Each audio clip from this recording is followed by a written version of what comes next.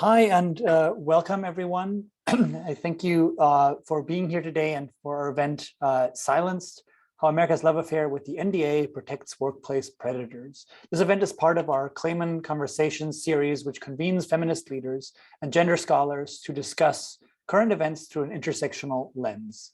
We hope that you will join us at future events, and please see our website about those. It's gender.stanford.edu.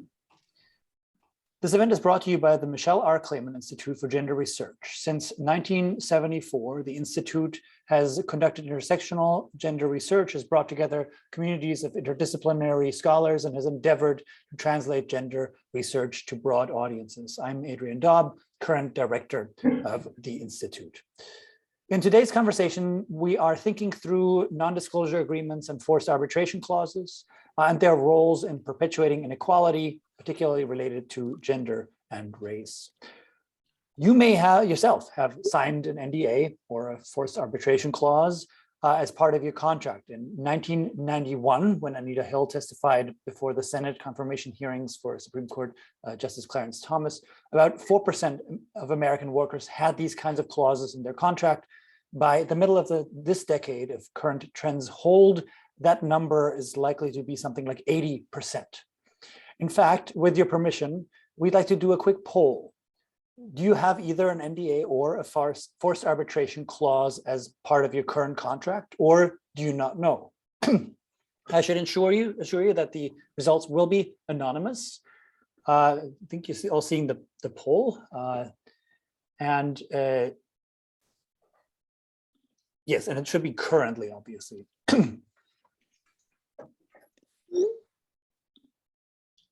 So while everyone is voting, and we have a pretty high participation rate, thank you for that.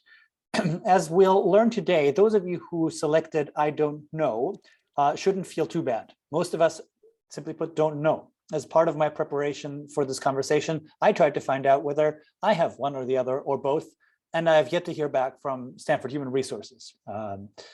NDAs and forced arbitration clauses have become kind of pervasive background noise to modern workplace culture. They're never highlighted for you when you sign on the dotted line, but they influence workplace culture, and they do it not by their presence so much as by what they make absent, what they make unsayable, hard to notice, what they turn into an isolated incident rather than a pattern of behavior or structure of power. From reporting around the Harvey Weinstein case, we have learned how often the invisibility of patterns of abuse, even if they reach truly outlandish proportions, non-disclosure agreements can turn these back into essentially into what seem like isolated or what are going to appear like isolated incidents. In the case of Harvey Weinstein, these were usually signed as part of a settlement agreement. In other cases, as our guest Gretchen Carlson found out when she sought to expose sexual harassment by then Fox News chairman Roger Ailes, an employee has signed away their right to sue, to confront malfeasance, or to simply say that it happened by the time they first show up for work. So we'll talk today about how forced arbitration clauses and NDAs maintain the kinds of patterns of silence that the Me Too movement has both disrupted and illuminated. We'll also talk about how they can be used to keep workplaces and organizational structures white, patriarchal, and heterosexual.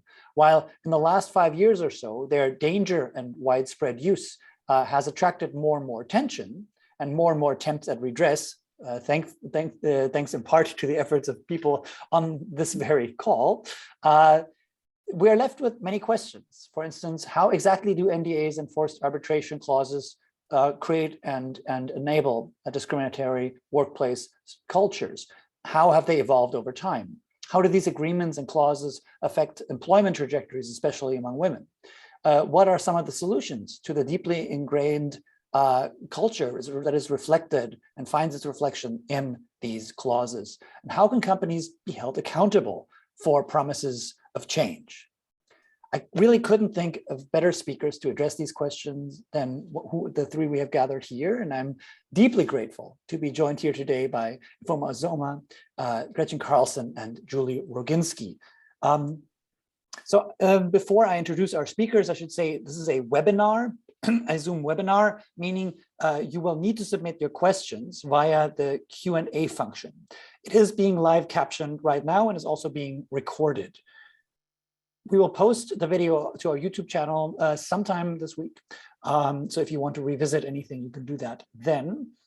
We'll also share a list of links to relevant books, articles, and legislation in the chat, which we will then also email out to you in the coming days.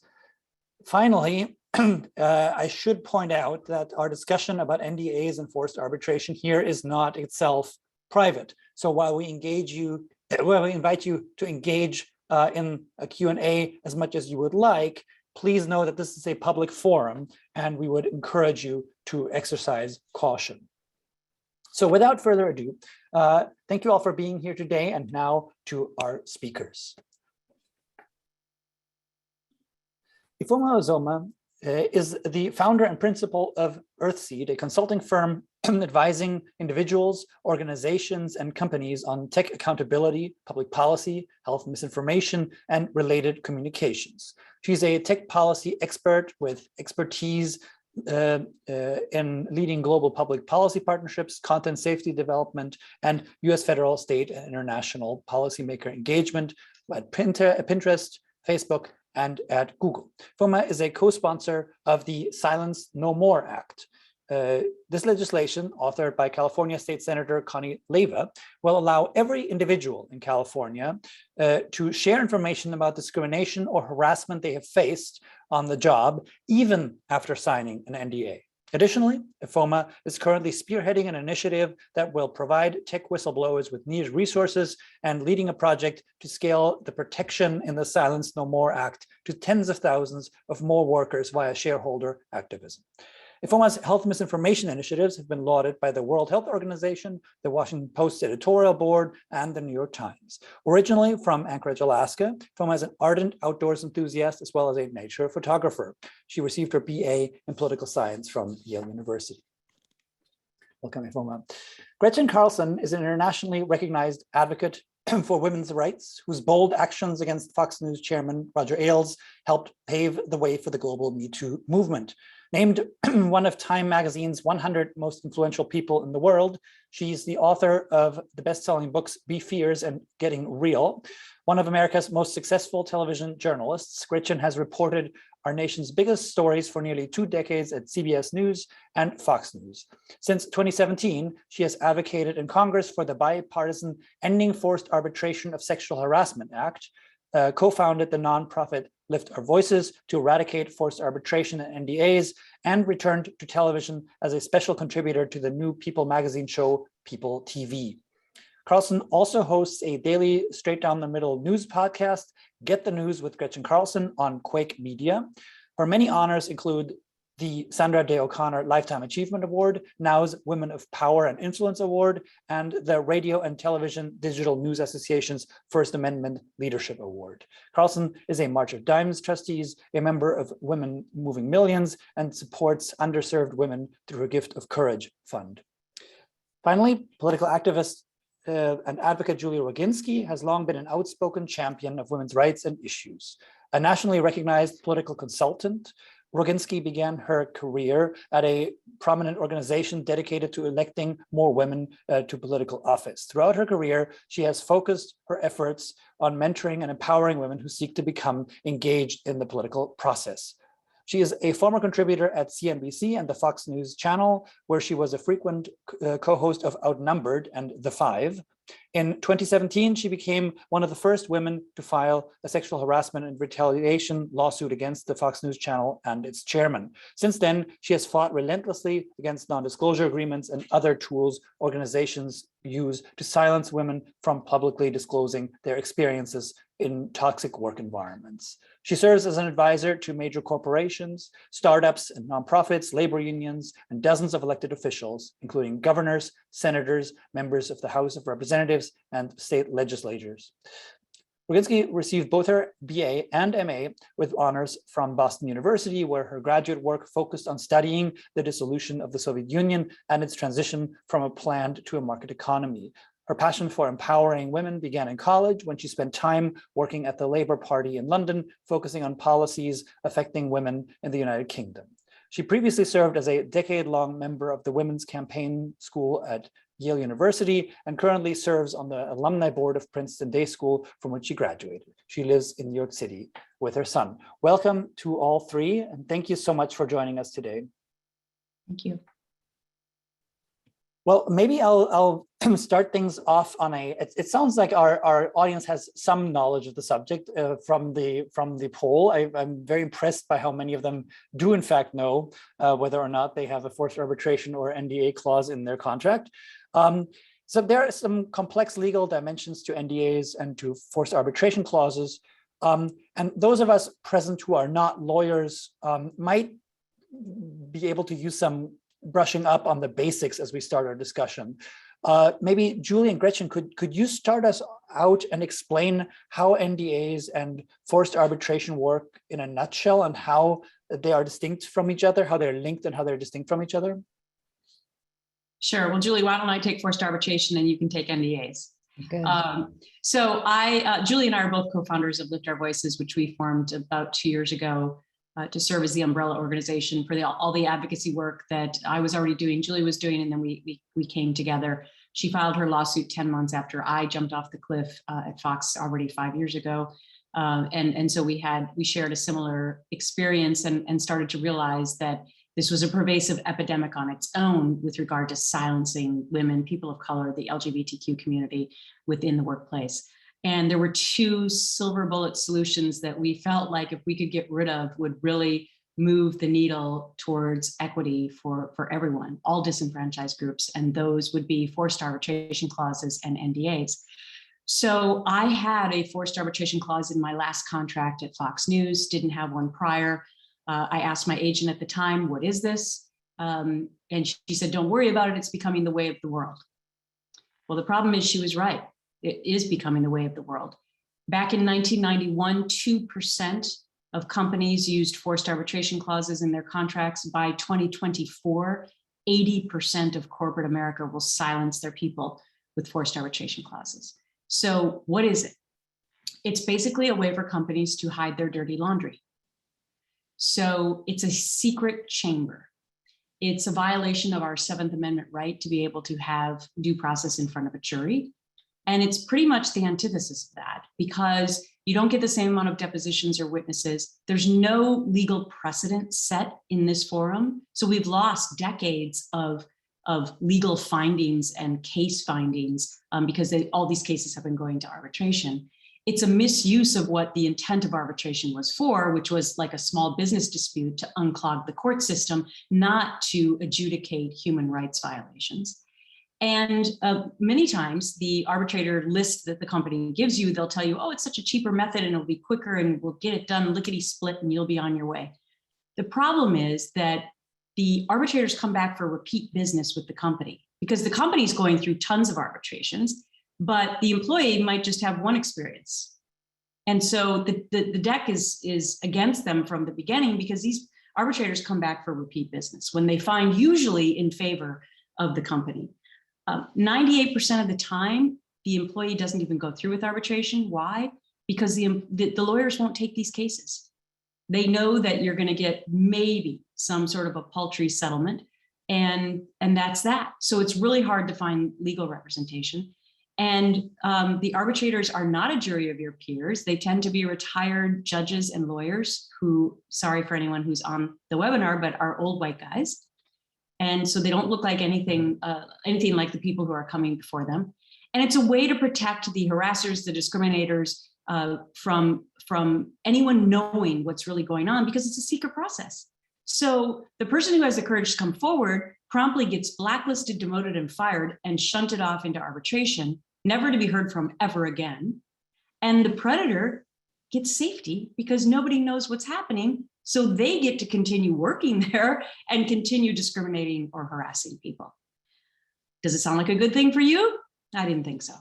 So that is why I'm fighting to end this practice and am proud to say that we just reintroduced legislation on the Hill in July. And I have huge news tonight. We just got a major Republican on the bill, Senator Marsha Blackburn, this afternoon. This is major news because she's the only female Republican on judiciary, which is where this is going to go. Not to get too much into the weeds, but this is a big day for this legislation. Julie? Thank you, Gretchen. And first of all, thank you, Adrian, to everybody at the Clayman Institute for having us. I will just add before I get to NDAs that forced arbitration is such a dirty little secret that when I went to file my lawsuit against Fox News 10 months after Gretchen did, and her lawsuit was very much in the news and people were very much aware of what she had gone through, the first question my lawyers asked me, who are also her lawyers, was, do you have an arbitration clause in your contract? And my contract was not very long at all. I had read it repeatedly, but I honestly had no idea what the answer was when they asked me that. And had I had an arbitration clause in my contract, they would not have taken the case, not because I didn't have evidence, not because I didn't have a good case, but simply because they understood, as Gretchen pointed out, that the odds of prevailing, in forced arbitration was next to zero. So for everybody who's listening today, if you don't know whether you have an arbitration clause in your contract, you're not alone. I did not know even as I was getting ready to sue. And it's just something that companies insert into contracts without people being really aware of the scope of how this could affect them down the road. Fortunately, I did not have an arbitration clause in my contract, which is the only reason you know my story. With respect to NDAs, there are really several types of NDAs out there. And when we speak about eradicating NDAs, we're not talking about proprietary information. Certainly, if you know the secret formula to Coca-Cola, we agree that you should not walk it across the street to Pepsi and just give it away to them. But what we're talking about is the use of NDAs that are so broad-based that they pretty much preclude you from talking about not just the existence of workplace toxicity, not just the existence of potential legal behavior that violates the law, such as sexual harassment or even assault, or racial or gender discrimination, but even the existence of an NDA. I have been bound to 2 NDAs in my life, instructive because of how they differ in scope, but also for the reasons that I had to sign one. One is that I had to sign one as part of my settlement with Fox News as a result of a lawsuit. When I had to sign my NDA, I was just told by my attorneys that this is the price of what you have to do to settle a lawsuit. Had I known, and I think Gretchen and I say this repeatedly, had I known then what I know now, had I known that this would have become such a zeitgeist in the Me Too movement, I never ever would have agreed to sign it, but nevertheless, that was part of a settlement. The second NDA I ever signed, which is I think a lot more emblematic of NDAs that are just very much becoming the norm in corporate and not just corporate America, is, as Adrian mentioned at the start of this talk, I'm a political consultant in my real life, and I always have been, even during my time at Fox News. In 2016, I became the senior strategist for the campaign of Phil Murphy, who's now the governor of New Jersey, a Democrat who was running for governor at the time. All of us were given contracts to sign by lawyers that we had worked with throughout different campaigns. I signed it, never realizing that the confidentiality provision in that contract did not just preclude me from discussing truly proprietary information, which is polling, research, things that obviously should be proprietary in a campaign, but was so extensive and so broad that it precluded me from actually talking about the existence of an NDA, talking about the fact that this NDA was part of the contract. It was so broad that nobody who signed the contract could even legally say that they worked on the campaign, despite the fact that obviously they were publicly associated with the campaign and their names might have been in the newspaper repeatedly being associated with the campaign. It is only after tremendous public pressure from newspapers and others that, and the legislature, that Governor Murphy released me and the other women who were bound by NDAs to speak freely about the workplace environment on his campaign.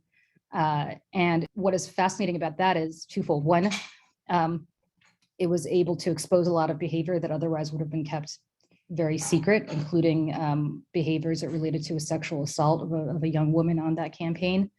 But also, more importantly, what it did was it spurred the New Jersey legislature to put forward the most sweeping NDA legislation in the country until California, thanks to Ifeoma's efforts, passed a potentially even stronger bill. But New Jersey was the first a few years ago to pass legislation as a result of my case and other cases that pretty much banned the use of NDAs for anything under the state's law against discrimination, which is basically a mirror at the state level of the federal Title VII.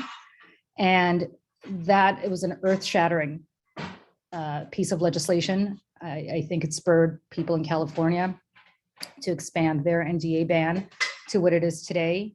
I don't want to speak for California film, obviously, that's your bailiwick, but what it hopefully has done is set off a very seismic shift in the way that people think about these silencing mechanisms, that they understand this is not just about protecting proprietary information, but it's about protecting all sorts of awful, toxic information that, by the way, not just precludes you from talking about things like sexual harassment and racial discrimination, but even often precludes you from talking about something like pay equity. If you can't talk about what you're earning because you're bound by such a broad NDA, you don't know as a woman if the guy sitting next to you in the cubicle next to you may actually be making a lot more money than you for doing the same job. And we believe at Lift Our Voices that these two mechanisms, as Gretchen pointed out, are two silver bullets to really solving not just workplace toxicity in and of itself and allowing people to stop protecting predators at the expense of survivors, but really does so much more. It allows people to talk about issues like pay equity and actually hold companies accountable for not paying workers equally.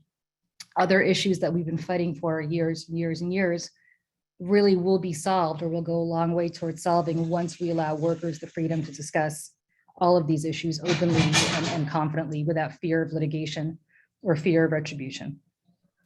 So thank you for asking. Thank you, Julie and Gretchen. And Ifeoma, the Silence No More Act has come up a couple of times now. Can you walk us through it? And congratulations on getting it passed. Can you walk us through it? How, what does it target? What were sort of the steps in conceptualizing it? You know, Julie brought up the metaphor of the silver bullet. What made you think that this was the way to slay that particular dragon? I guess I'm mixing metaphors here, but why did it take? Why does it take the shape that it does? Thank you so much, and thanks again for having us. Julie is exactly right. The New Jersey bill that she was at the center of was the model for us in amending a 2018 bill, the STAND Act in California, that addressed the use of non-disclosure agreements in gender-based harassment and discrimination and assault cases, but in no other situations. And we know that that's not great public policy. It was what could be passed in California at the time. And there were a number of other states around the Me Too movement who decided to address gender-based discrimination, assault, and harassment. And that's a great first step. But what it did in California is create essentially a hierarchy of identities. And as someone who was working in California at the time for Pinterest, when I filed my discrimination and retaliation complaints with the state's Department of Fair Employment and Housing, as a Black woman who faced both racial and gender-based discrimination, harassment, and retaliation, I was protected for one of my identities, but not the other. And there's no way to separate that. In cases where gender and age are at the center of someone's discrimination, you can't separate their age from their gender.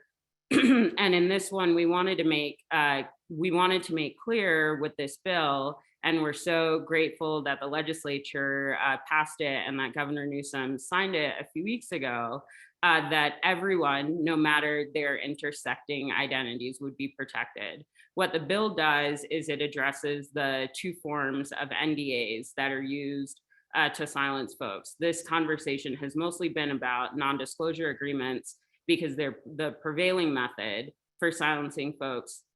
But in addition to non-disclosure agreements, companies, particularly tech companies, have become more adept at including non-disparagement agreements, another NDA that silence folks using overly broad and restrictive clauses, and mostly are included in separation agreements, but also occasionally show up at the point when someone has been harassed or discriminated against and then is offered a bonus. But in order to receive that bonus and continue their employment, they must sign the non-disparagement agreement. They are often used at the start of employment.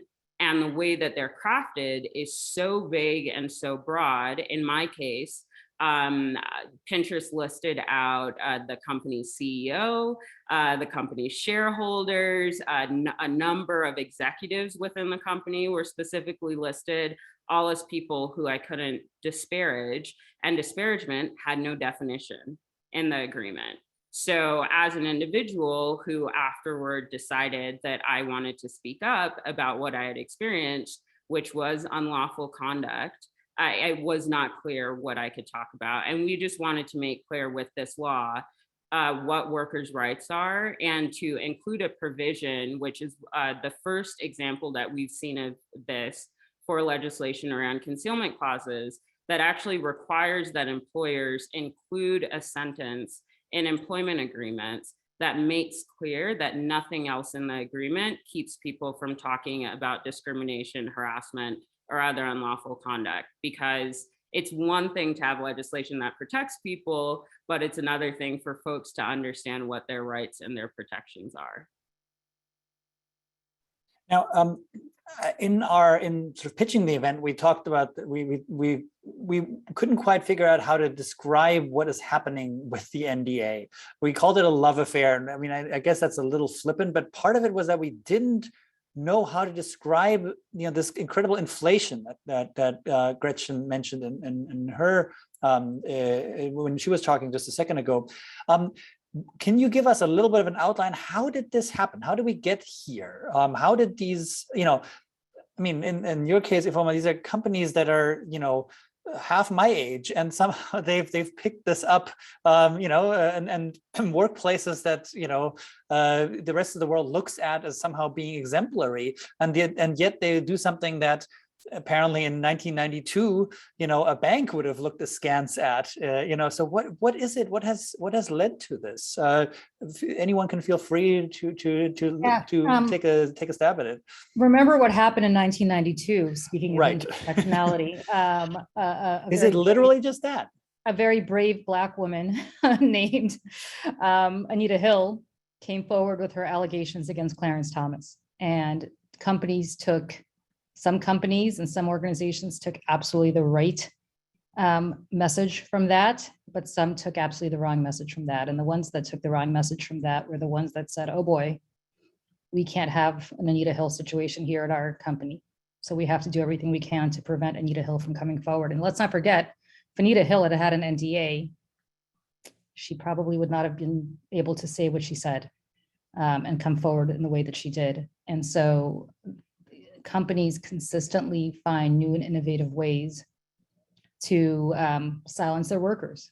And this was a very effective way of doing that. And it's not a coincidence that 1992 was a year after Anita Hill came forward and was able to very bravely tell her story. And that's really the trajectory when this all began. I'd also add, and I wrote this in the New York Times op-ed that was published earlier this year at the beginning of the legislative process for the Silence No More Act, that companies are not just silencing victims, they're hiding important information from shareholders. And so this isn't just the right thing to do. This isn't just a woo-woo social justice issue. This is a business issue that's core to shareholders of publicly traded companies who have no idea about the unlawful activity that's taking place and that's being hidden using their money, the money that they're investing in these companies. Pinterest had to pay $22.5 million in a settlement with the former COO, who came forward and filed a lawsuit after myself and another former colleague spoke up. That is money that should have been invested in work for the company, that instead went towards a settlement, not even counting the hours that the partners at the multiple firms they hired to defend them spent on the case, not even counting the comms work that went into it. And it's not only a waste of money, it's a distraction from the work that the company should be focused on. And companies need to take better steps to purge the company roles of abusers and the individuals who are responsible for harming others instead of spending money defending them, thinking that they're protecting the company and keeping everything quiet.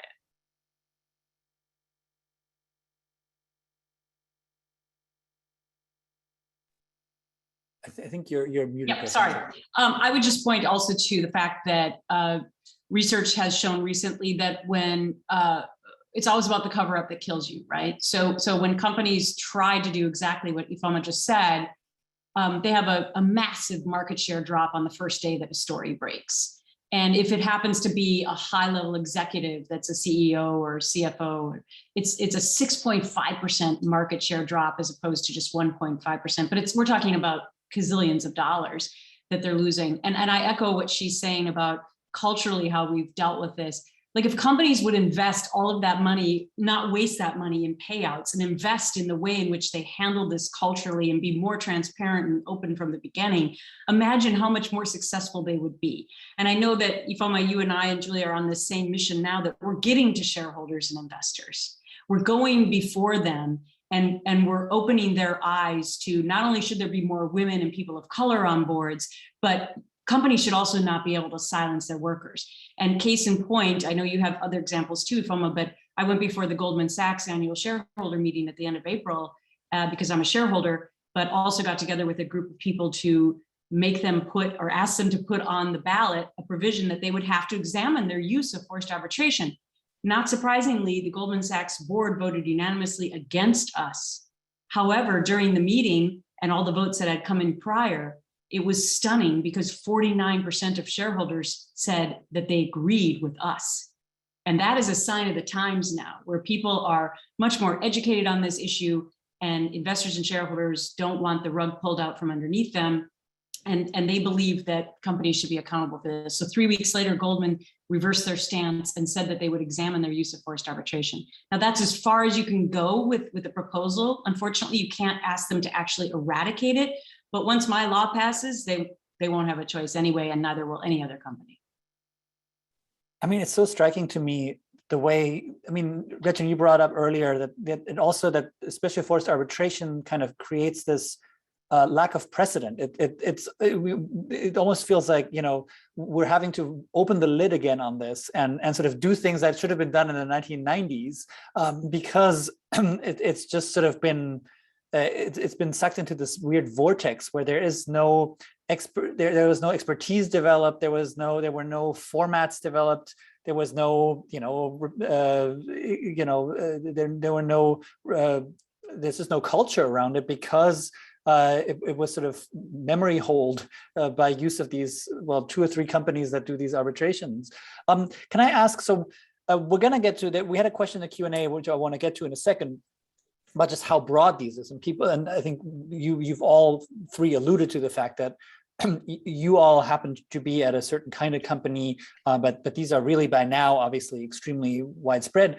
And the average person signing them is not is not a TV personality, but is in fact more likely a factory worker or warehouse worker or something like that.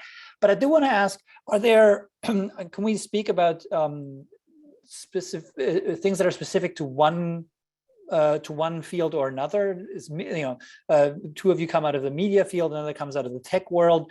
Are there parts of this that are unique to certain industries? Are they industries that are uniquely bad, could we say, or are there or ones where it's particularly inflationary because they use them a lot anyway? It's an open-ended question, but it did strike me that we've talked about Goldman, we've talked about Pinterest, we've talked about Fox News. Right, like it's clear that it's widespread, but is it the same everywhere, or would you say the landscape presents itself differently in different places? I would just say that it's prevalent in corporate America. Right. When you have thousands and thousands of employees, it's much more prevalent. It's probably less prevalent for all the small businesses across America. Right. So that would be my take on that particular thing. Actually, I mean, I think Fox News was late to the game and only putting the arbitration clause into my contract 8 years ago, because what we found out after the fact, which none of us knew, of course, because of these silencing mechanisms, you don't know how many women have come before, right? And so obviously if they really wanted to hide all the crap that was going on there, they should have had arbitration in our clauses a long time before. I mean, I hate to advertise that, but you know, that is what I think. I think it's just much more prevalent in bigger companies. Julie and Ifeoma, I don't know if you have any other examples of Yeah, that. I mean, if I could give some statistics on forced arbitration specifically, it's actually interesting who it affects more than others. So first and foremost, it disproportionately affects women more than men. It disproportionately affects African-American workers more than anybody. Almost 60% of African-American workers are bound by forced arbitration as compared to just over 50% of white workers. By just statistically, by 2024, 80% of non-unionized American workers will be bound by forced arbitration. That's compared to 2% in 1990. I mean, think about what's happened in the last 30 years. It's also interesting financially who it impacts. So the vast majority of workers who make $13 or less are bound by forced arbitration as compared to people who make between $17 and $22.95 an hour. So it goes without saying that the more disenfranchised in society you are, whether you're a woman or you're an African-American worker or you're a minimum wage worker, the more likely you are to be bound by forced arbitration. And I will also say the one statistic that is fascinating is that the industry that is least affected by forced arbitration are construction, people in the construction industry. Well, who works in the construction industry? Men. The industries that are most affected by forced arbitration are education and healthcare. Well, who works in education and healthcare? Predominantly women. So you see where this is going, that there is a stark correlation between people who are disenfranchised in society to begin with and disenfranchised at work to begin with, and their propensity to be bound by forced arbitration. For the tech industry, what I would say is exactly, I agree with Gretchen and Julie completely. What I'd say in addition is the industry uses NDAs, non-disclosure agreements, in just about every application that you can imagine. When you go to a tech company to visit someone back when things were happening in person, you sign an NDA when you're signing in at the front desk. And so you sign one for some companies when you're interviewing. So before you're even an employee, you're agreeing to not talk about anything that takes place in the interview process. You sign one again when you start your employment. You sign one sometimes to continue employment. You sign one at the end of employment. So because their use is so ubiquitous, it's no surprise that people see the clause, they know what it is, and they don't read it carefully. They don't think about what it actually means. That in many non-disclosure agreements, particularly in the case of separation, like in mine, I could not technically not only not speak to reporters or to any new lawyers, but I legally could not speak to my partner about what was going on, because these are broad, they're broad. They mean you cannot speak to anyone, not your partner, not your therapist, not your family. What that means practically is when you're pushed out of your job and you need to interview for a new job, and the interviewer asks you a question that is so common: why are you interviewing here? Why are you leaving your previous job? You cannot legally answer that question honestly. The repercussions are just so far reaching in a way that, as Americans, at least the four of us who are a part of this conversation and many who are watching probably, it's anathema to free speech laws and our understanding of what it means to own your experience as an individual and to be able to speak honestly to that experience. And as a caveat, I would just add that one of the things we're trying to do at Lift Our Voices is actually start research, because nobody's ever cared enough to do it. And thankful to the Clayman Institute, who's partnering with us on this, to find out how many people have we pushed out? Yeah. How many people have we pushed out through these processes over the last 30 to 40 years?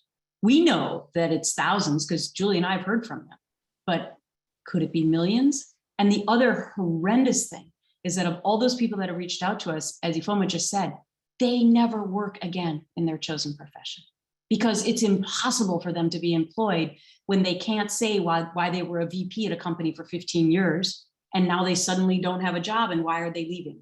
Not to mention that, the other company that's pushed them out will make sure that people in the industry know that they were a troublemaker and that they shouldn't be trusted, et cetera. So there's a lot of cultural shift and change that we have to do with stereotypes as well, but these silencing mechanisms are, we believe, the beginning.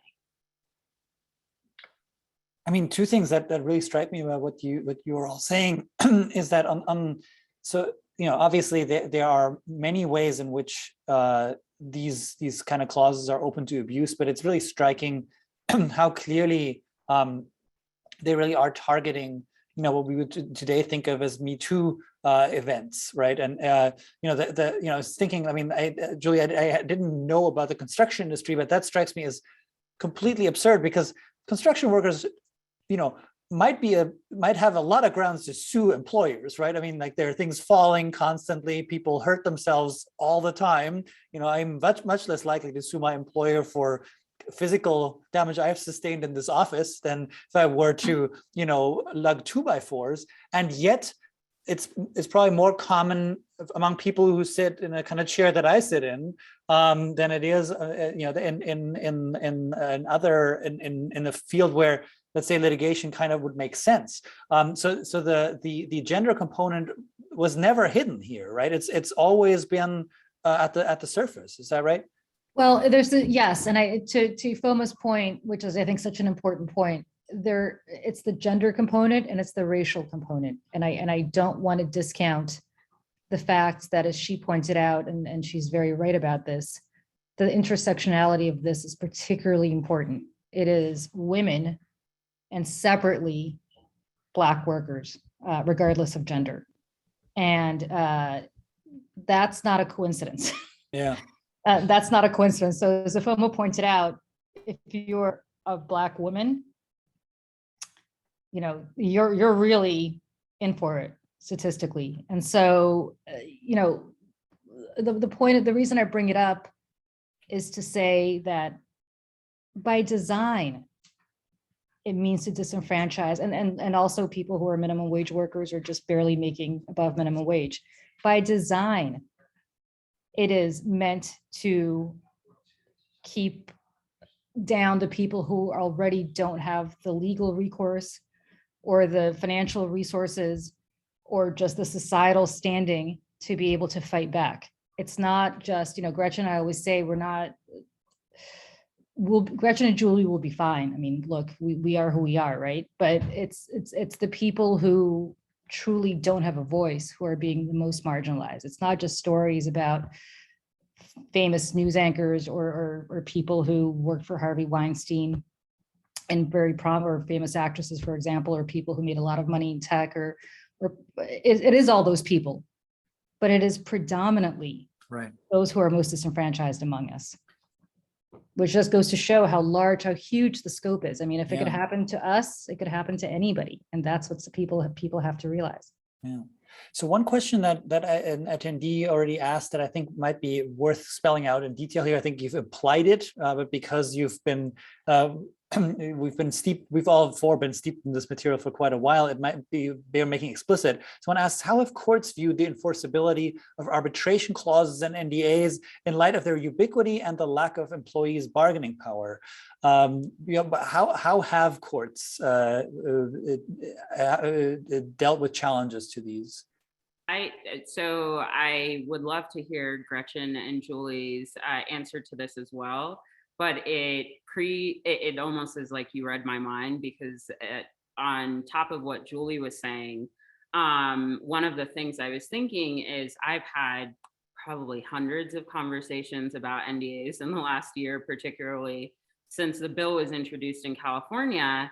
And there's always usually a reply guy who says, well, courts don't enforce these anyway, so why does it matter? Why do you need legislation? Public policy doesn't exist because protections aren't there already. It's for the people who can't afford to do months of depositions because their company decides, you want you want to do this, you want to speak up, we're going to take you to court and we're going to make your life miserable to punish you for speaking up. We need public policy, we need protections at the federal level, in the states, because most people can't afford to test whether or not a judge 2 years into a case is going to throw it out and rule in their favor. There are very few Omarosas who can afford to go to court against a Trump regarding an NDA. And so we shouldn't have public policy based on whether or not courts enforce these agreements, even though in many cases they don't. As an answer to that as well, there's a really interesting case with a former campaign official on the Trump campaign who signed one of these overly broad non-disclosure agreements. And even when the court ruled that the agreement wasn't enforceable, the court only ruled in that one individual's instance. They didn't rule for everyone on the campaign. They didn't rule in a way that created new public policy for NDAs in general. And so public policy via the courts is not what we want for something that is a human rights issue. I would just add to that, that I think NDAs have been easier to break than getting past forced arbitration. So lots of women in this revolution, or what I like to call a revolution after the last 5 years, they have broken their NDAs. And as far as I know, not many companies have come after them. However, Julie and I don't want to find out if Fox will come after us, because I believe as the first person who jumped off the cliff, they will probably come after me. So I don't want to test that, but I think legal scholars will tell you that NDAs are easier to break than they can't uphold them as easy, although they put the fear of God in you, than forced arbitration. What happens with forced arbitration is, since it's a federal law and an act that was written, by the way, in 1925, there have been state laws that have been passed to get rid of arbitration. But when test cases have come forward before judges in those states, they have deferred back to the federal law.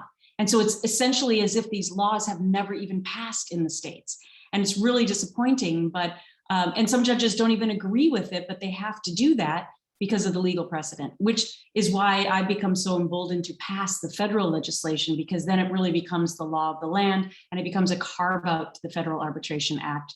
And it's applied then everywhere. I think getting around arbitration is much more difficult, because a lot of judges are so busy, they see it, even if they don't love it, they're like, oh, thank God I can throw this case over here to arbitration because I've got 50,000 other cases that I have to deal with. And if I could just tie both those things together, first and foremost, the onus should not be on us to test whether somebody's going to sue us. The onus should be on the company to eradicate both these clauses, but to not enforce NDAs or not subject anybody to an NDA. And frankly, this should be the law of the land. I mean, for any one of us, for Ifeoma to suddenly break her NDA and worry that Pinterest with all its money was going to come after her, or for us to worry that News Corp with all of its money is going to come after us, first and foremost, is absurd. Really, the onus should not be on us.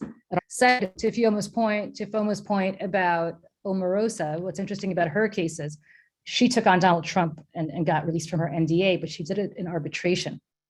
And as Gretchen pointed out, what that means is there's no legal precedent, which means that the millions, I don't know about millions, I'm sorry, but the hundreds of others who on the Trump campaign who had to sign NDAs, and we've spoken to some of them, this doesn't apply to them.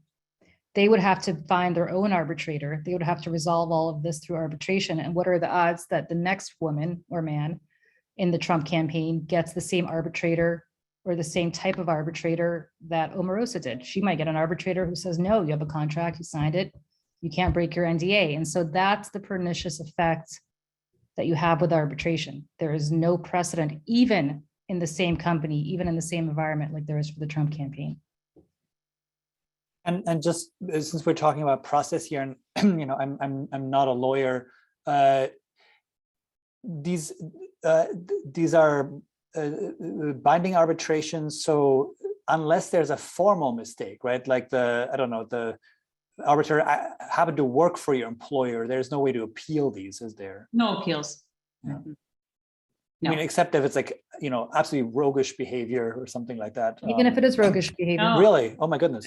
No. Yeah, even in the case of that, there isn't. There's a really interesting recent case. So Tesla had to pay a worker, what was it, $187 million was the ruling against Tesla because they had forgotten to get this worker to sign the arbitration clause that everyone else has had to sign. So this worker was subjected to horrific racist abuse while working in a Tesla building for the duration of his time there. I'm sure he was not the only one, but every single other person signed the forced arbitration clause, and they forgot in his case. And so he's the only one who got to go to court. Yeah, and I guess I think what might sort of flow from the question that our attendee asked is also how do companies, how do they react? How do they react in all of your cases, for instance, when you try? Well, if you can say, what are the sort of strategies that are employed? I know that there, people talk about sort of dual silencing effect. Like how are companies about using these? I mean, so we've talked about the way they kind of can passively hang over someone. What are the practices around those in different industries and in different companies? Well, I raised my eyes because how did the company react when they heard about my case? I think they had to go to the bathroom. There's a whole movie about it. well, yeah, but and that's ironic, Adrian, because Julie and I couldn't even participate in the movie because we have such stringent NDAs that we've had movies and miniseries made about our story, and we can't even tell you, to Ifeoma's point, about my husband, my children, my parents. None of us can tell you whether or not that's accurate or not portrayed. Right. Now, I will say that I tend to be above board on all of that because I think that these movies have been incredibly beneficial to the people who have watched them. And if it's even encouraged a couple of people to come forward, then it's been worth it. But the point is that you should own your own truth, right? Yeah. That's the point. I would say that in my case, I think that obviously it was a stunning revelation to Fox News when I filed the case. And if I haven't said this before, the only way we were able to make my case public, because I did have an arbitration clause, is that we sued Roger Ailes personally and not Fox News. Because the minute that we would have sued Fox News, I would have been thrown into the secret chamber, right? And they would have been able to get away with saying my ratings sucked. And that's why I wasn't there anymore. So instead, we sued under, luckily there was a law in the state of New York, a human rights violation law, and we sued him personally under that. But I think that the other stunning revelation was that Rupert Murdoch, who was the parent company owner, happened to be on a transatlantic flight when I filed my case. And so he was out of pocket for 8 to 10 hours. And it was his sons who decided then to start a investigation. Now, that is not anything that my lawyers told me was going to happen. The number one thing they said to me is they're going to kill you. They will malign you. They will line up people to kill you. And they will come after you at a far greater rate than you have any ability to come after them. And they were right. But the Sons started an investigation.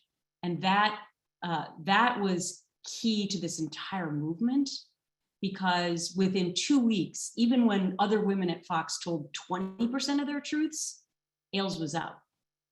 Right. And 3 months later, there was a resolution in my case. And I think that showed other women that if they came forward, they had hope. And that was a huge part of victory for tons of people who have never had that sense of victory on their own, because they had been pushed off into this silencing mechanism and chamber and never heard from ever again. The way that these clauses work, the legal term is through the interim effect in causing terror in people. And that terror is real, because if you have, I wrote earlier this year about how if I had dependents on my health insurance while I was at Pinterest, I never would have hired a lawyer, let alone speak up, because it would have cost too much when I was kicked out of the company and I had to pay Cobra for the last year, if I had to afford paying the $2,200 or $2,500 a month it would have cost if it was more than just me on my insurance. And even with me, I paid $900 a month from last May through last month for to keep access to my insurance. That's not a cost that most people can afford. And I'm not independently wealthy, but it's something that I took on as a sacrifice. And the sacrifice that Gretchen made, the sacrifice that Julie has made, the sacrifice I've made and others is not something that anyone should have to do. Everyone should be able to speak up about what's happened to them, particularly since we're talking about people telling the truth about unlawful activity. That is what is so dystopian about all of this, that we're not talking about just disparaging companies, just talking about how bad of a place it is to work. We're talking about illegal activity, and people don't have the ability right now to speak up about it. You're muted, Julie. I think that's actually an incredibly important point that Ifeoma makes that sometimes gets lost in the sauce here. One is it's really not fun to come forward. And to the extent that everybody says, well, you did this because you wanted a settlement, or you did this because you wanted attention, or you did this for whatever reasons, everybody always casts aspersions as to why you do it. It's brutal. It's brutal. And of the thousands of women that we've spoken to at Lift Our Voices and before Lift Our Voices in the past 4 to 5 years, not one has said that this was a pleasant thing to do, and it's cost them. It's cost them personally. It's cost them financially. It's cost them professionally, most importantly, in the sense that they can't get a job in the industry for the most part that they've dedicated their lives to. And I think that's something that's very important. The other thing I would mention is the financial cost of this is also the toll of this is incredibly important, because I've had, off the top of my head, 3 women at Fox News after I filed my lawsuit. And when I filed my lawsuit, I was still under contract at Fox. So the day after I filed, I had to go back to work, which was, as you can imagine, very pleasant. But in the hallways, 3 separate women approached me at different points and said, we're in the same boat. We wish we could join you, but this is our only source of income. And we're the only breadwinners in our family. And we don't want to lose our careers. I mean, what does that say? Yeah. That these are people who feel that they need to protect predators, not because they want to, but because they have no choice to survive financially and professionally. I mean, there's something very wrong with our culture in our workplace all across America, if that's the choice, the binary choice that people are given. Yeah. Well, so maybe we might want to think now about what exactly can be done here, because I mean we're identifying a problem here, but you all 3 are famous for helping to figure out ways to fix it. And so there's a couple of things I do want to get to. And we've already talked a little bit about Ifeoma's bill, but I realize that I think Gretchen and Julie, we've talked about your bill very much, like what's in it, how would it differ from the California law, what are the things that it would allow us, what are the contributions that it makes, how could it be a template for action going forward? Maybe we'll start there. Yeah, so Ifeoma's tackling NDAs in California. Julie can talk about NDAs in New Jersey that she touched on earlier. Forced arbitration, as we said, really has to be handled federally because of the Federal Arbitration Act. So my bill was reintroduced again in the House and the Senate, so bicamerally in July. And it's bipartisan, which wouldn't it be amazing if we could actually pass something for women?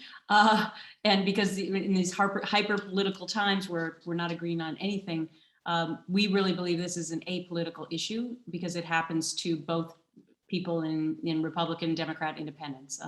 People, before they decide to harass or assault you, don't ask you what party you're in. Right. So it's all about power. And as I said today, I got a monumental Republican on the bill. This tends to be more of a Democratic issue. I've spent much of August, September, and October back on the phone and in person trying to rally the troops.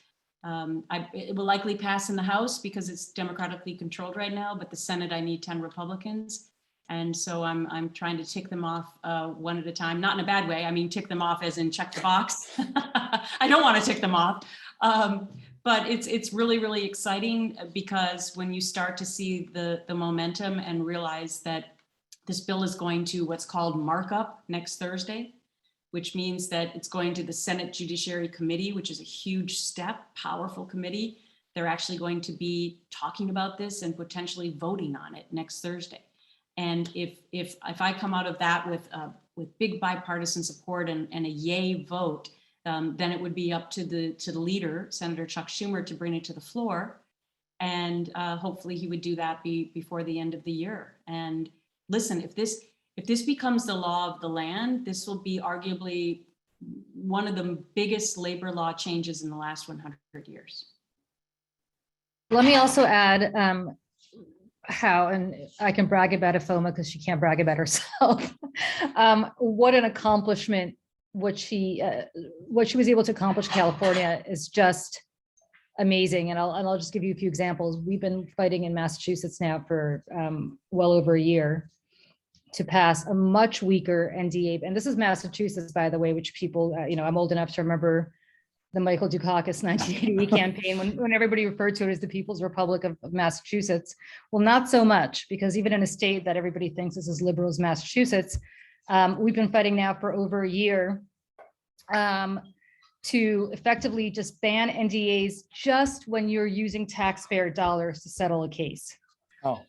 Simply to say that if you're a taxpayer, you should know what your taxpayer money is going towards. And we can't get any traction. And that is bipartisan opposition. Charlie Baker, the Republican governor there, opposes it, as did the former Speaker of the House. And apparently now the current Speaker of the House also will not bring it up. And why? They've both admitted that they've used NDAs in their offices for these kinds of issues. So if you think about it, this is not an easy, I know when we talk about it, people think this makes so much sense. Why in the world would this not be the law of the land? Yeah. It is a struggle every single day. There are states like New Jersey, which passed it, frankly, after a huge scandal where the governor had no choice but to sign it.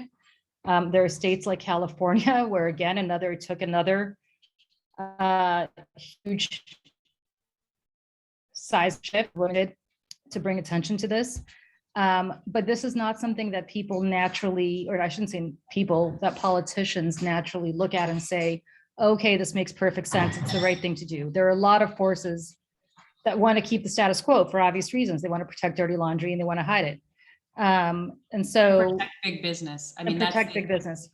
So for example, the Chamber of Commerce is lobbying heavily against my bill. The National Retailers Association. But I will tell you, there's been not to cut you off, Julie, but there's just been a massive tonal shift in the last couple of years, because I think even members of Congress, once you educate them on this, they're realizing that this movement is not going away. Right. And so what I say to them is, raise your hand if you're in favor of women being assaulted and harassed in the workplace and being thrust into silence. Oh, I don't see any hands. Okay.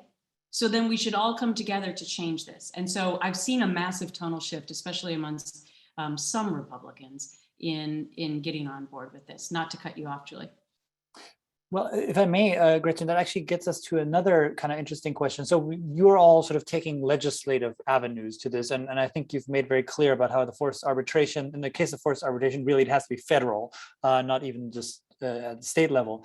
But it seems like also a lot of companies are sort of finding this something that they can create a sort of better workplace culture around. How do you evaluate those? I'm guessing, I'm just going to speculate here, but when a American company says it's gonna do something because it feels really good, one always does well to look under the hood. How seriously would you take these? Are some of them perfectly fine? Are there things that folks should be aware of or weary of if a company claims that they're getting rid of forced arbitration or getting rid of NDAs? Well, I think we've seen success. When we pitch to companies, we say that it's time to get on the right side of history and you're going to be left in the dust. I mean, because quite honestly, we're in these movements and they're not going away. So I just spoke before a huge HR consortium this morning in Austin, Texas, called SHRM. You may have heard of them, SHRM. It was kind of a contentious Q&A with me because they actively lobby against my bill. Right. And, you know, a huge component that we have not talked about yet is how human resources handles these issues. And it's the exact wrong, in my estimation, wrong way to handle it, because there's a conflict of interest inherently because they're paid by the company. Right. And so until we all decide, or I should say, until HR executives and CEOs decide that they're going to set a different tone and take these clauses out and do true independent investigations and not fall into the old school cultural way in which we handle this, which is, oh, here comes the troublemaker, let's get rid of her or him, right? Until we truly want to change that paradigm, I don't think we'll find success in changing the stereotypes. But that's something Julie and I are also working on at Lift Our Voices, is to educate companies about how to handle these things independently, or to change the way in which HR, you know, looks at this. It sounds so simple to make the change, but we are so ingrained in the way in which we're socialized, especially the way we look at minorities and women, that it's why I said that one of the biggest lessons I've learned, other than inviting men into the tent, because we need them, because they still rule the world, is to get to our boys young. We have to get to our boys young to teach them how to respect women, because that is the name of the game, and they form their opinions very early on. And they're going to be the future general counsel and CEOs of all these corporations, and they're going to be hiring and firing all these women and people of color. And unless we get them and inoculate them early on, this will become and continue to be a systemic problem. Speaking to non-legislative ways of tackling this, one of the projects that I've been working on since the summer is in partnership with two organizations, Open Mic and Whistle Stop Capital, engaging the companies and then the shareholders of a number of large tech companies, and asking them to add the language from the Silence No More Act to their employment agreements globally. Because what is going to happen as of January 1st in California is you have 40 million people in the state who are protected, but you're going to have teams at these tech companies and at many other companies who have different protections. You could have a manager based in California who's protected, while they're abusing the people on their team who are in New Mexico, New York, New Jersey, wherever else, who all have different protections.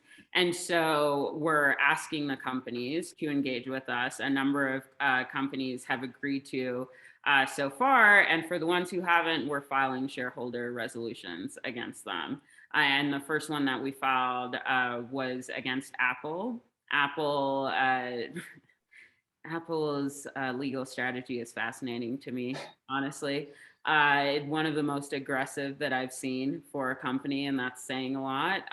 They filed a response with the SEC, the Securities and Exchange Commission, which is where the resolutions are filed, and spent 32 pages asking the SEC to throw our resolution out instead of adding one sentence to their employment agreements. So that just gives you a sense of the level that companies are going or willing to go to fight against doing this for their workforce. And the interesting thing is, Ifeoma, is that Apple does not have forced arbitration. And so we look at them as, you know, we'd give them an A on not having that. So that's stunning to me that they would still believe in silencing their workers through NDAs and go to those measures to do that. Because most companies have both of these things, right? It's like, and really educating general counsel. Julie and I have a partnership also with Stanford Law School, because we want to inoculate, you know, young lawyers to know that when they come into the workforce and our general counsel, that they know how detrimental these policies are. And general counsel in general are just doing this, I think, because it's become the way of the world to protect companies, you know, as far as they can possibly go. And people have put up the fight, but not at the level that we on this call have been doing now, and not at the level of creating the movement that we're all a part of. Look at the paradigm that we're creating. I mean, the paradigm that exists right now is woman X gets sexually harassed. She goes to HR because that's where she's told to go. They take a look at her contract and say, you have an arbitration clause. We're going to put you in the secret chamber. Next thing you know, she's out of a job with an NDA, and will never be able to talk to anybody about what happened to her. And by the way, even if she goes through with arbitration, chances are she's not going to get a financial settlement of any kind. So she, for doing nothing more than going to HR and simply saying, hey, I got sexually harassed and I don't like it. Wouldn't it make much more sense not to have that paradigm, which exists across the board now, but to have the following paradigm? You get sexually harassed, there's a truly independent investigation conducted. And if your complaint is found to have merit, and by the way, as I said, it's not fun to come forward. Most people are not making it up, despite what people might want you to believe. If you are found to have merit and your complaint is found to have merit, you get to stay working, and the perpetrator is out of a job, not you. It's the complete opposite of what is happening today. I mean, we see this in high profile cases all the time, whether it's Harvey Weinstein or Roger Ailes or Bill O'Reilly or, those are just off the top of my head, the famous ones that we know about. But it should really be the opposite, right? I mean, we can't talk about Roger Ailes, but we could talk about Bill O'Reilly. I mean, decades of women were harassed by Bill O'Reilly, put into arbitration. He continued to get contracts. They would just disappear. We'd never know what happened to them. We thought they just left to go do something else, or their ratings weren't good, and so they were pushed out. That's not why they left. But they could never tell anybody about why they left. And by the way, not one of those women works in television to this day. That just goes to show what we do to women for doing nothing more than raising their hand and saying, we don't want to be sexually harassed anymore. So the paradigm needs to shift, and the mindset of these companies needs to shift. Not everything should be about litigation. No woman that we've spoken to over the last 4 to 5 years, not one has said, I wanted to sue. All of them wanted to avoid a lawsuit. All of them just wanted their job and wanted to work. Right. So that gets to an interesting question that someone asked in the Q&A, and I want to start turning to those.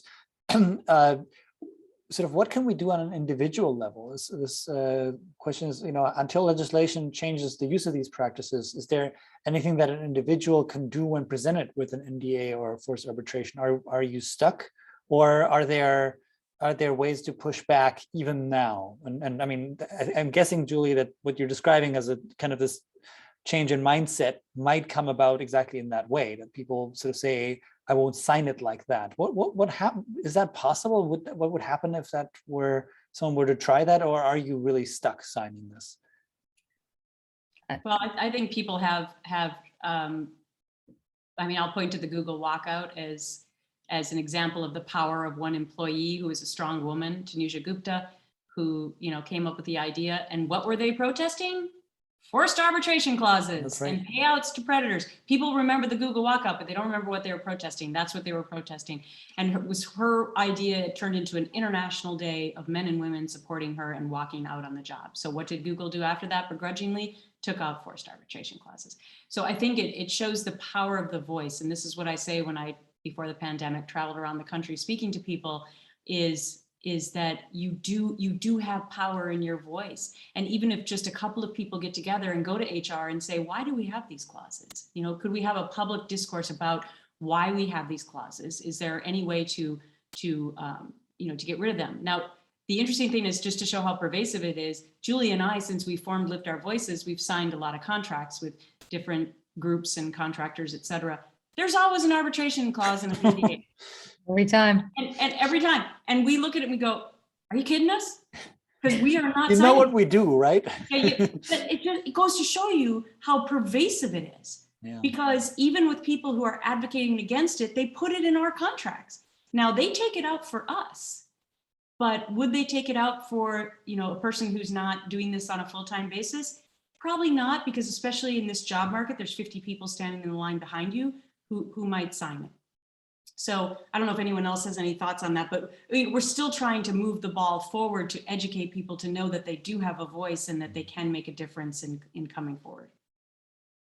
Yeah, to Gretchen's point, they're templatized. And so often, especially if it's a small organization, I think it's just worth having a question about where they're pulling the template from and what's in that template before it's just handed out to everyone who comes in the door. because I think particularly for smaller organizations where they haven't already had instances that they are trying to hide actively, they're pulling something from LegalZoom or wherever else, Rocket Lawyer, or wherever else they're pulling a contract from, and those contracts have in the templates forced arbitration and non-disclosure agreements.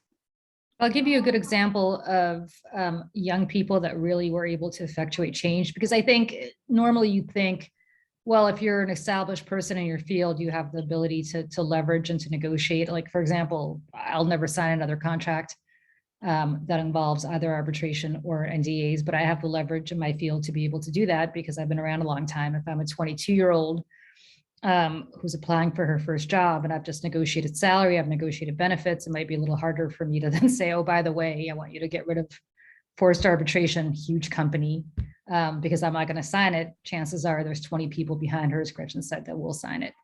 But there is a great example. A few years ago, the law schools of the Ivies, and I believe Stanford and maybe one or two others, but the really elite law schools in this country, said that these students got together, these law students got together and said they will never work for a company, for a law firm that uses forced arbitration. I mean, talk about people who have yet to start their careers, but banded together as students and said, you want to recruit from us? You want to recruit from Harvard Law School or Yale Law School or Stanford Law School, where all of these big companies want to recruit? You're not going to recruit us if you use forced arbitration. That's the kind of power that young people have if they're able to do it, and not just young people, anybody, if they're able to do it in a group of some sort. But it does require obviously having that kind of leverage. Yeah, we had a question about how law students can get involved, and there you have go. it. That's a pretty, that's, you know, you really, it's a pretty easy template to follow, you know. Are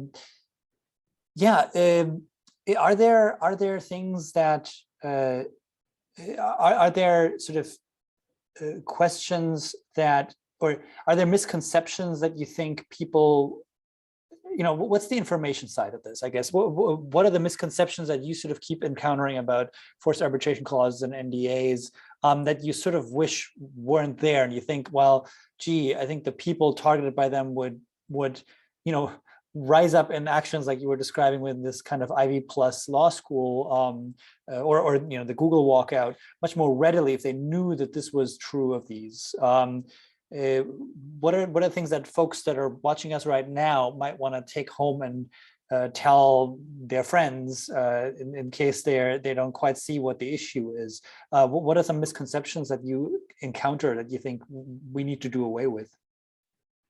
One important. Go ahead, Ifeoma, and then I have one. One really important one on the public policy side, and this was me thinking about the law students who are at Stanford and non-law students who aren't residents full-time of California. So they are going back home to whichever state they're in.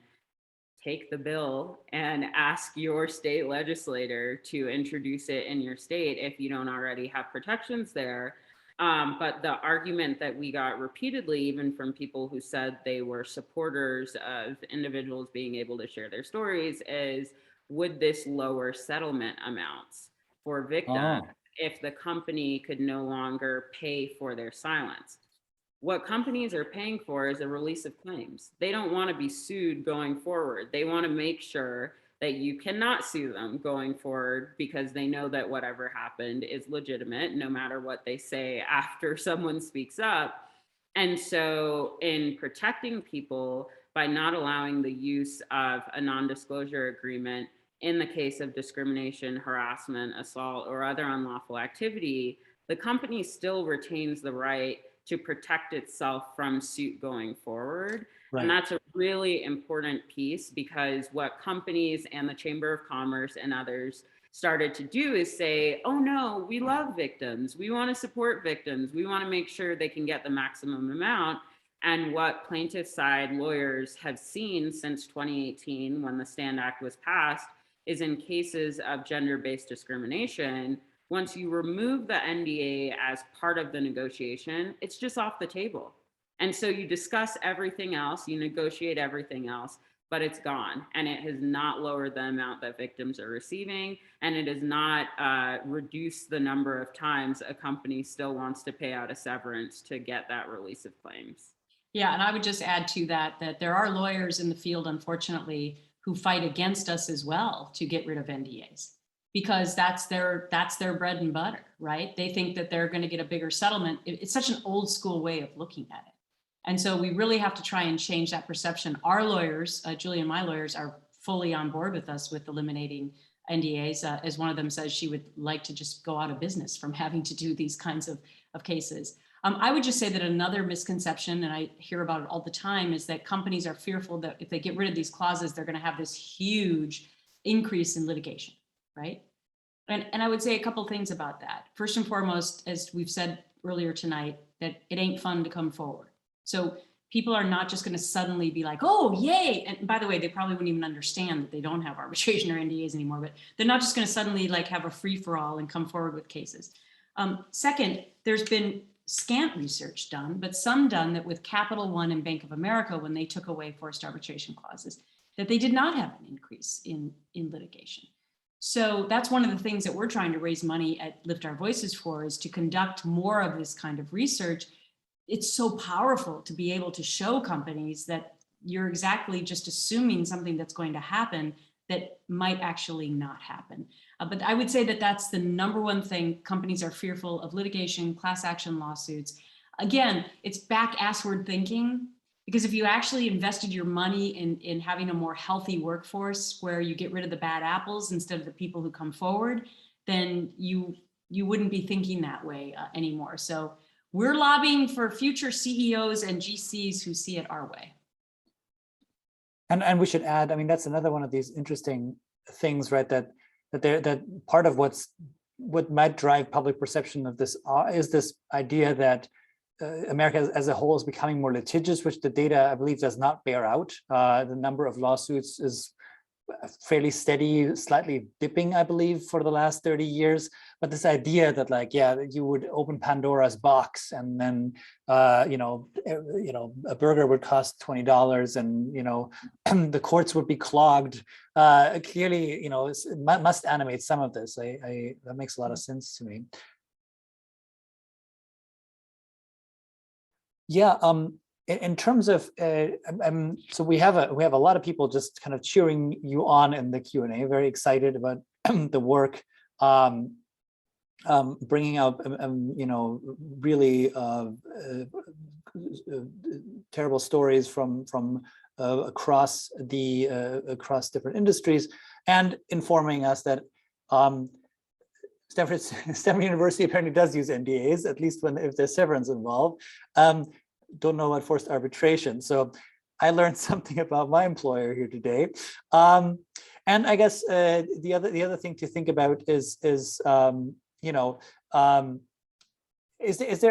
there a kind of central place where people can find sort of a name and shame list of places law firms they shouldn't maybe be working for, or employers that they absolutely should avoid and steer clear of?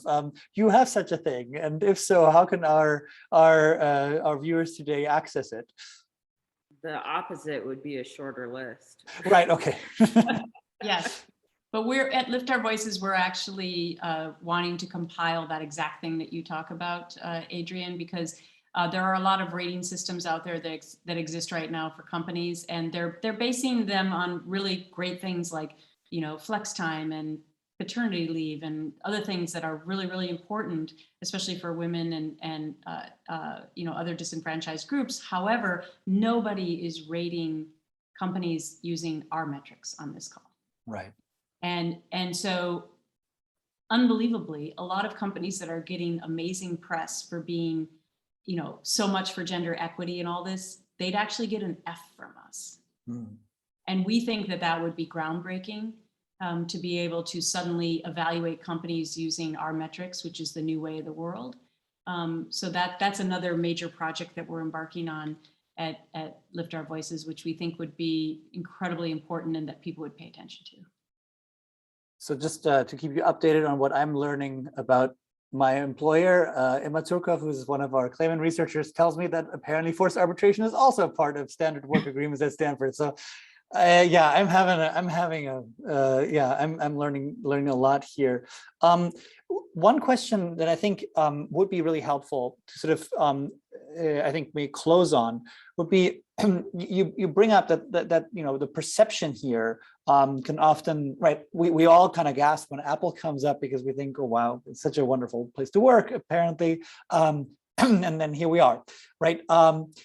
What are the kinds of changes that people should be weary of because they could look better than they really are? I know that Gretchen, you mentioned an example to me once where a company had gotten rid of, I believe, a forced arbitration clause, was it, and then reintroduced it in a way that I can only describe as truly villainous. Like, what are the things that people have to watch out for? What are these things where, you know, where it can seem like they are talking the talk, like many corporations these days do, but they're not actually walking the walk? What are some warning signs folks should look out for?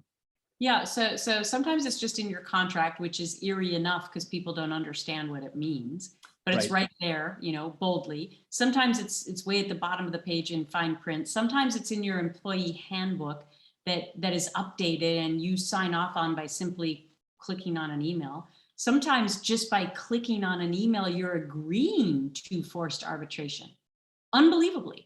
But there was a case here in New York at New York One, which is a cable operation here, a television cable operation, where a woman was sent an email. She simply clicked on it because it came from her employer and she thought, oh gosh, I should click on this. And she agreed to forced arbitration. I mean, unbelievably. And that has held up in court, which is unbelievable.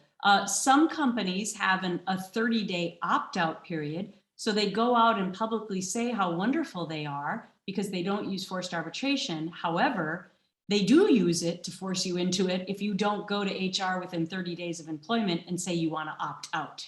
Now, who would ever do that? Because first of all, you don't even understand what it is.